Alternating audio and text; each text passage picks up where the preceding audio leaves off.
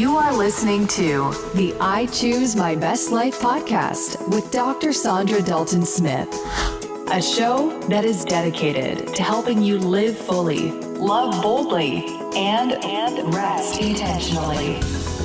For additional resources, visit ichoosemybestlife.com.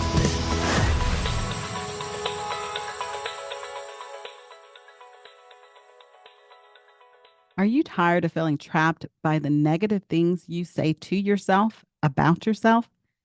It's time to break free and live the life of freedom God intends for you to have.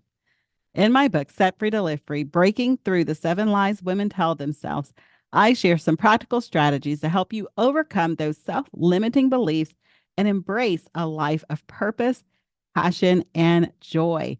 Say goodbye to those doubts and fears and step into the life God has for you, one that is full and free. Get your copy wherever books are sold. Welcome, everyone. This is Dr. Saundra, and you're listening to I Choose My Best Life. We're going to be talking about today, how do you grow a cheerful and joyful heart? And I have with me today Karen Whiting, and she is the author of the book, Growing a Joyful Heart. And I want us to take a moment just to learn a little bit about Karen before we dive into this topic. So Karen, welcome to the show. Share with us just a little bit about your journey as an author. As a mathematician, I never expected to write. So I was very surprised when God called me and I felt he wanted me to write. And I thought, I don't know that I can do this. So I went off on a retreat and I prayed. And in the morning, I kept moving where I was going to sit. And when I did, I turned over a placemat that was very interesting because as I was praying, God had given me a vision. And in this vision, I thought what I saw was like a golden sea, a ball. And he wanted me to just write one book. And he pulled it away and said, no. And I said, okay, I don't have to write. And he put it towards me and he says, no. And I said, so what do you want? And he says, this is a seed. Planted it will produce much. And in my mind, I saw this tree full of books. And I thought, oh, wow, you really want me to be a writer? He said, yes. That next morning when I turned over this plate and I saw this golden seed.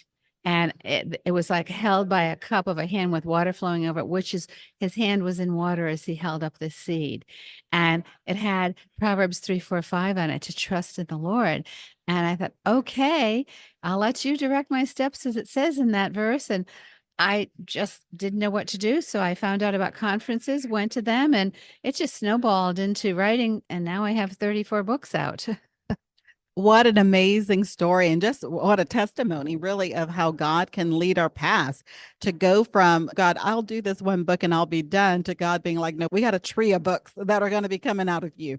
Such beautiful imagery, just with the seed and with the flow of water. I oftentimes think of just God's spirit as being like water. It's flowing over us. It's nourishing us. It's empowering us. One of the books that you've recently written with one of our friends, Pam Farrell, is Growing a Joyful Heart. First of all, how did you two come together to write this book? Through the organization of ASA, Advanced Writer Speakers Association. We've known each other for years. We've had fun. We've talked. We thought about doing a book together at some point. When my publisher and I talked about Growing a Joyful Heart, I said, oh, I have to see if Pam wants to do this with me because she is the Choose Joy lady. And that is one of her big things. And right away, she said, of course, I want to do something with you. And this is just perfect. I can definitely see that. Pam is one of the people who, if I post something on social media, she is the first person to reshare. She has the type of heart that is just always giving. And to me, that is a heart that is placed in joy. It's constantly pouring out. And so when you think of the word joy, what does that mean to you? To me, of course, it's a gift from God, but it's a gift that indwells inside of me, that in spite of anything that goes around, it keeps his joy in me, that I can respond joyfully and not with anger, not with the first emotion I have. And that makes all the difference in my life. Now, in the world we live in right now, a lot of people would say that there's very little to be joyful about. So how do you overcome that objection? I always say, start reading the scriptures a little bit more, and you'll find lots of reasons to be joy. Plus, you'll have to do as it says in James, where it tells you to consider it all joy when you have trials and tribulations. And you can find that joy within it. Times like when my 5 children were with me and Jim was off in the Coast Guard on duty on orders, we were hit by a Hurricane Cat 4 that gave such a punch to our house. We had $99,000 worth of damage. And we could have just been feeling so sorry for ourselves. But during the night, as this hurricane's hitting and we hear all this noise, and we were not allowed to leave. Our governor in Florida at that time said, if you're in this zip code, don't go. We'll have too many people on the road. Hurricane took a 90-degree turn. We got a direct hit. They've never been able to tell anyone not to leave since. But at any rate, all of a sudden, when I'm reading to the children and praying during the night whenever we wake up, and I'm reading scriptures, it's not quite dawn yet. And God just tells me, the Holy Spirit tells me to read about Jesus calming the storm. And I did. And we prayed again, and everything stopped, just silence, no more crashing. I waited a minute or two when Michael in the back of the closet piped up and said, you should have read that one first, Mom.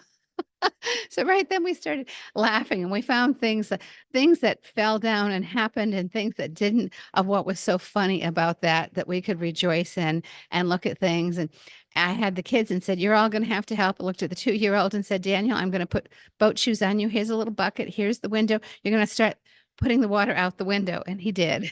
Everybody laughed, and he was splashing, having such a great time. It made us all think, okay, in the middle of all this, we are safe. We are still a family, and we are happy. And you can do that. It's just choosing joy. And I realized that God used that to help the children mature so much and to not be afraid of anything that came at them in life as they grew up. Amen. And that's so true. Joy is a choice.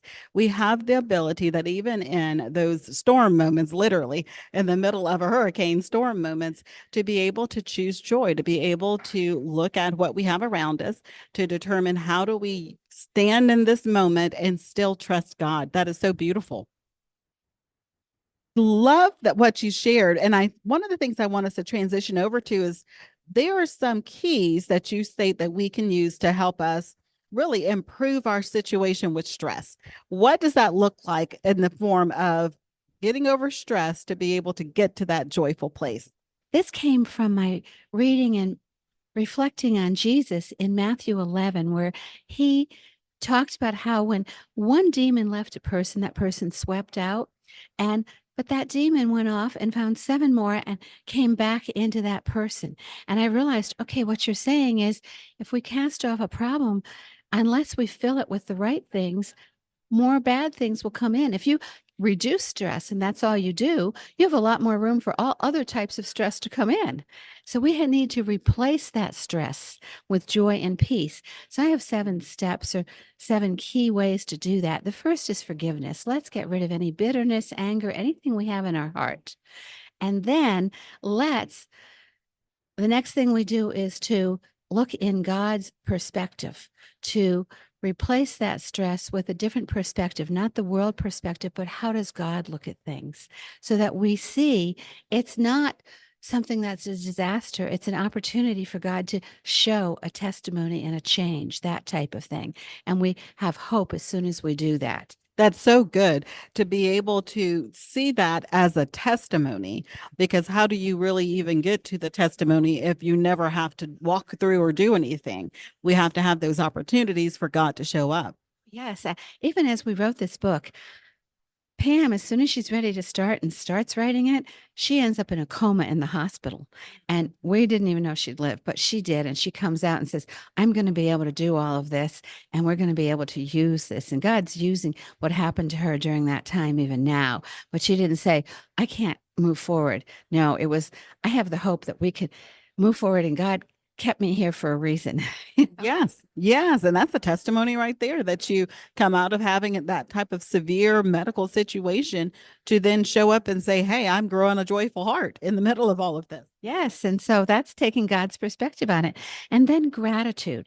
If you start filling your heart with gratitude and you're thankful for things, your heart is full of joy because as soon as you can thank God for the flower that bloomed this morning or the smile that someone gave me today or whatever has happened that you can be thankful for, you are filling your heart up. There's no room for those negatives to come back in. There's no room for demonic thoughts and stress to come back in. After that, what I generally say is we need to replace selfishness of all about me with blessing other people. When we focus on others and we bring them joy, we see their smiles and we receive that joy and we feel God smiling down upon us too, I think. And that makes a difference. And I love to bless others, whether it's just with a little thing or I make bread for them or whatever I'm doing. I love to do that. And it is a joy. I have found that through my life. Then replace busyness with mindfulness. Instead of just being busy, and sometimes people are busy so they don't have to focus on the things that are wrong in their life. But if you're mindful and you're mindful with prayer and mindful with hope, that's so much better for you. And you'll find that you're more productive because you're not just going in circles being busy. You are actually purposefully choosing what God wants you to do and following that. That's such a great point. I think, and I feel like oftentimes many of us get caught up in the multitasking syndrome where we are just absent-mindedly doing activities and stepping into new tasks and things. And we can even be doing godly work. We can even be doing the thing God has given us to do, but we're not intentional or even mindful about our time spent in those activities. So it feels as if we are not accomplishing things. A lot of times we lack the ability to connect with it enough to be able to get satisfaction and contentment, which is often where that joy continues to bloom out of. Yes, it's so true, Saundra. And then the next thing is to replace that DIY, I will do it myself, do it yourself syndrome with a support system, to have friends and to know one another. You helped me out when I had a different book coming out, and we do these types of things. It makes a difference. And I like to think about, and all of these I have scriptures for, but this one, 1 Corinthians 1:24 says, know who will listen, pray, and help you. Smile. That's one of the things we have to think about. Who is it I can call when I'm feeling a little down and I forget to look at God's perspective? Who is it? Who's my sister, my brother that wants to come alongside me when I need it? And who do I know needs me right now? The last one is replace unhealthy choices with healthy choices. Sometimes we're in bad relationships. We have to get out of them. Sometimes we're choosing all the wrong things to eat and we don't have the energy and the strength that we need. Sometimes it's just choosing to spend our time just wasting it instead of doing something useful or using it to refresh ourselves even. You also have another book out of the 35 that you mentioned that's called Growing a Peaceful Heart. Is that correct? Now, was this book also co-authored? Yes, but that was with Sarah DeBose from Mobile, Alabama, your neck of the woods. And that was one that I didn't even know her. My publisher put us together for doing the book, and she wrote charming stories for it. Now, one thing in both of these books that I love is I have a devotion. There's 30 weeks of devotions, and every week there's 3 contemporary devotional stories, but there's one from the Bible and one from history. I love bringing in history that people don't realize what happened.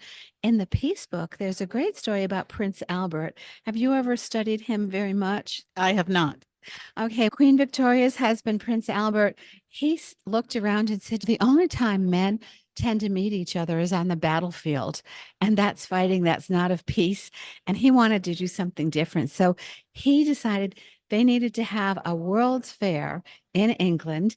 They built the Crystal Palace for this. And they invited the inventors and innovators from around the world to have displays. They had more than 2 million pass through it during the time they had that open. And do you know the money from that of what they did is still being used for scholarships for inventors and innovators? That's amazing. Wow. And it's also amazing to see how one person's obedience can have such an effect on so many other people. I think it's a beautiful way that God uses all of us, our lives, our gifts, our talents, our creativity, and the ability for Him to multiply it. When you think about a peaceful heart and a joyful heart, because I think, but really both of them are things that we are all desperately in need of right now. Peace sometimes it seems like it can be hard to come by, particularly if you are someone who's dealt with anxiety or dealt with any type of fears, or maybe someone listening is going through a health journey or some kind of struggle at their own family. What are some steps they can begin to take to get back on track to growing a peaceful heart? First, I believe you have to have peace with God. When you have peace with Him, you can wake up in the morning and say, renew my heart. You can repeat Psalm 51:10 of creating me a new heart, renewing me a steadfast spirit, and know that no matter what troubles come through the day, I have you with me. You can end the day by looking and saying, how was I blessed and how did I bless someone? And if I bless someone, let me follow it up with a prayer. And you change your focus in doing this to focusing on the good things and focusing on God. You can, but once you have that inner peace, it's much easier to have relational peace, that you don't have to argue with people. Instead, you can, when somebody's trying to dump on you or things, you can just say, thanks for sharing that, and know that that may have come from a heart of pain and they needed a safe place to share it with, and you were it for the moment. You don't have to argue with that and fight with that. And that can make a difference too. And you can also start to move out and be a peacemaker, that you can do something kind for somebody else, even if they have not been kind to you.